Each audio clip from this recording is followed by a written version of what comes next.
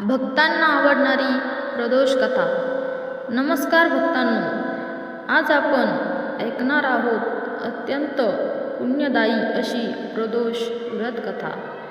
भगवान शिव आणि माता पार्वती यांना अत्यंत प्रिय असलेले प्रदोष व्रत त्रयोदशीच्या दिवशी साजरे केले जाते.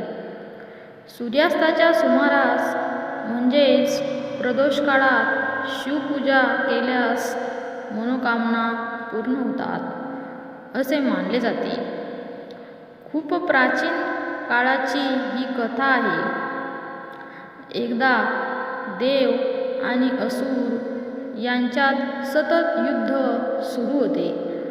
दोघांनाही विजय हवा होता. तेव्हा देवांनी आणि असुरांनी मिळून समुद्र मंथन करण्याचा निर्णय घेतला. मंथनातून अनेक रत्ने बाहेर आली, पण त्याचवेळी भयानक हलाहल विष बाहेर आले. ते विष इतके प्रचंड होते की संपूर्ण सृष्टी नष्ट होण्याची भीती निर्माण झाली. सर्व देव घाबरून भगवान शिवांकडे गेले आणि त्यांना मदतीची विनंती केली. तेव्हा भगवान शिवांनी कोणताही विचार न करता ते विष आपल्या हातात घेतले आणि संपूर्ण जगाच्या रक्षणासाठी ते पिऊन टाकले. मात्र विष पोटात न जाता त्यांनी ते आपल्या कंठातच धारण केले. त्यामुळे त्यांचा कंठ निळा झाला आणि ते नीलकंठ म्हणून ओळखले जाऊ लागले. ही घटना त्रयोदशीच्या दिवशी प्रदोष काळात घडली होती.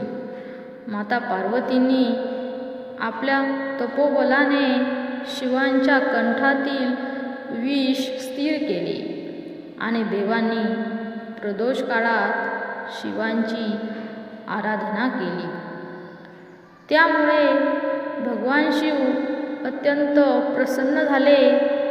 शिवांनी देवांना वरदान दिले की जो कोणी भक्त प्रदोष व्रत श्रद्धेने आणि नियमपूर्वक करेल त्याचे सर्व संकट दूर होतील.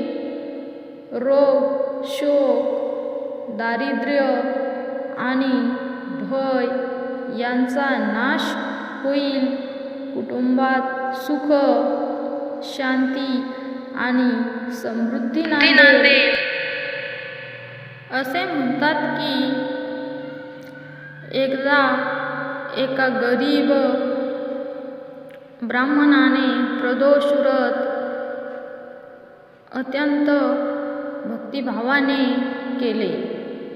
तो दर प्रदोषी शिव मंदिरात जाऊन उपवास करत असे, बेलपत्र अर्पण करत असे आणि शिवनामाचा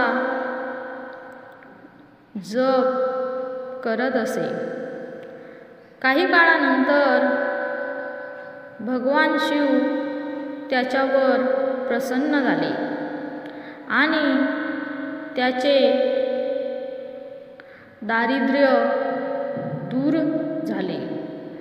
त्याला धन, मान, सन्मान आणि सुखी जीवन प्राप्त झाले. म्हणूनच भक्ताहो, प्रदोष व्रत हे केवळ उपवास नसून शिवभक्तीचा मार्ग आहे. श्रद्धा, भक्ती आणि संयम याने केलेले प्रदोष व्रत जीवनात सकारात्मक बदल घडवून आणते. चला तर मग आपणही दर प्रदोषी भगवान शिवांची भक्ती करूया आणि त्यांच्या कृपेचा लाभ घेऊया. ओम नमः शिवाय. हर हर महादेव. व्हिडिओ आवडला तर नक्की लाईक करा, शेअर करा आणि चॅनलला सबस्क्राईब करा आणि कमेंटमध्ये लिहा हर हर महादेव. आपण इथपर्यंत व्हिडिओ जर बघितला असेल तर आपण खरे शिवभक्त आहात. धन्यवाद.